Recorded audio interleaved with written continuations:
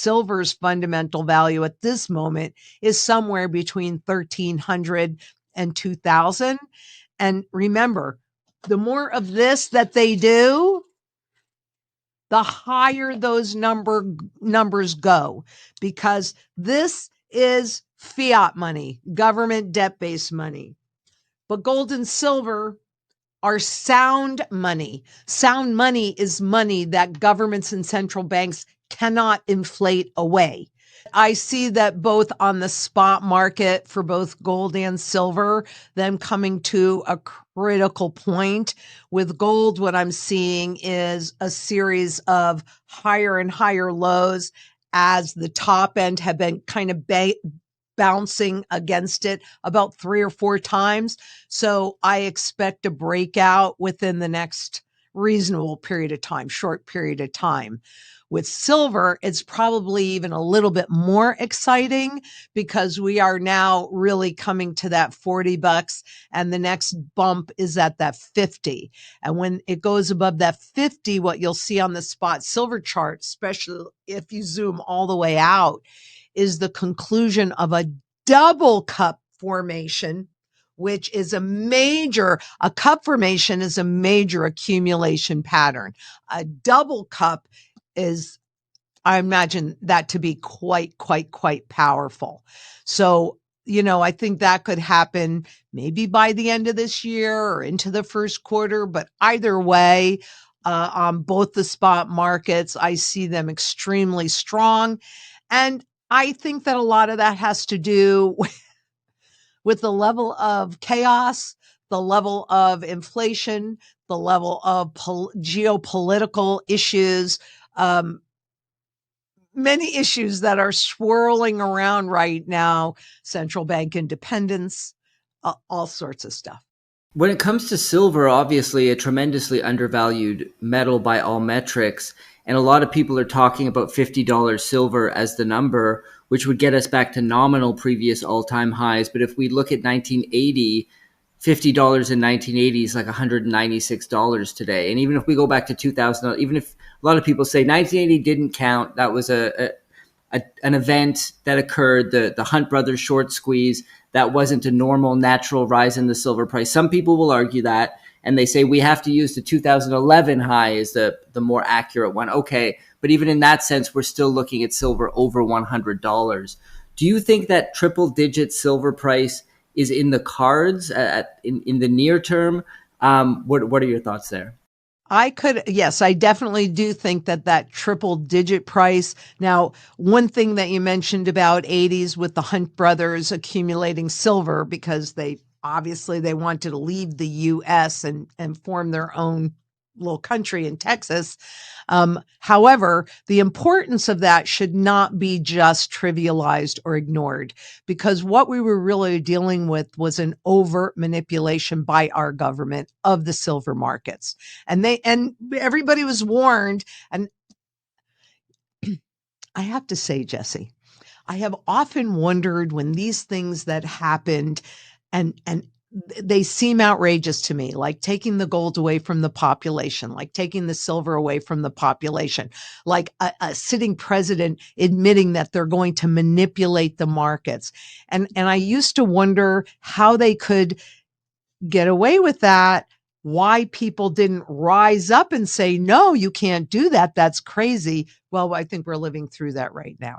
And I'm seeing it happen. I think there's a lot of blindness that's going on. So I do actually consider the $50 mark nominal, to your point, to a very valid point, because these markets are manipulated. They are admittedly manipulated. And so if anybody really expects there to be any level of good price discovery with spot gold or spot silver, and I always make sure I say spot because that is just a contract.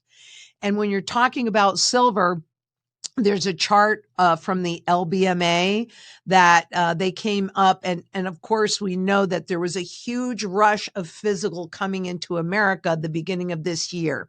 And you can see the stores in the LBMA dropping in gold, dropping and then rising again and coming back pretty close to the levels that they had before whatever came out of the LBMA. I'm actually more interested in what came out of the BOE, but let's just stay with the LBMA for a minute, because the same kind of issue with the physical metal being shipped over happened with silver as well, but their stores are significantly lower than they were before that physical push into the US. So what does that tell you? It tells you that silver gets used up in industry.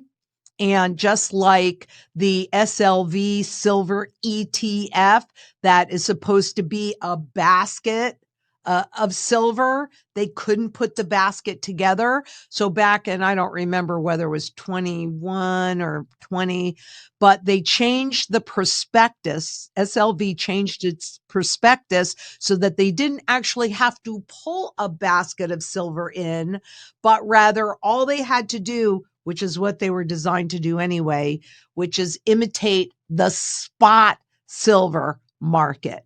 That's telling. When you're talking about silver, that is so telling. Well, one of the knocks on silver versus gold has always been that central banks are not buying silver. We've seen an interesting development. It's not as exciting as some are maybe making it out to be because it involves the SLV ETF that you've just been mentioning, but the Saudi central bank did recently purchase 932,000 shares of the SLV ETF.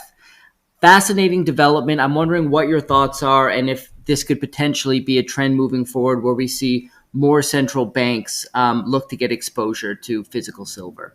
I think we could see that because silver is the secondary monetary metal, but it is rather, I'm pretty sure that Saudi Arabia would be considered an administrator, which means that they would, you and I can't do it, but they would have the ability to take possession of the underlying silver.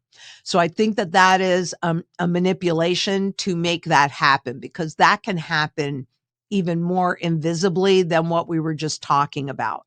And since silver is used across every single sector of the global economy, in solar, in medicine, et cetera, and gold is as well. Both of them are, but silver more so straddles that world. I think that this could also be a maneuver to ensure that they get their hands on the physical silver. At the end of the day, the holders of SLV won't. I mean, the normal holders of SLV wouldn't, but JP Morgan would and Saudi Arabia would.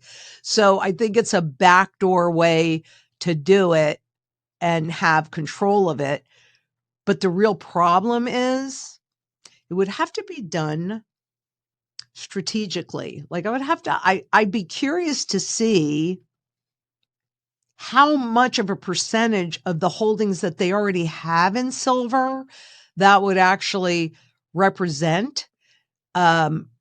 Because if they did take out the physical at the same time that SLV itself, that trust, is selling off bits of silver on a daily basis to pay the rest of the fees, the repercussions for the public would be huge. Those that think that they actually own silver with an SLV, they don't. They just own shares in a trust.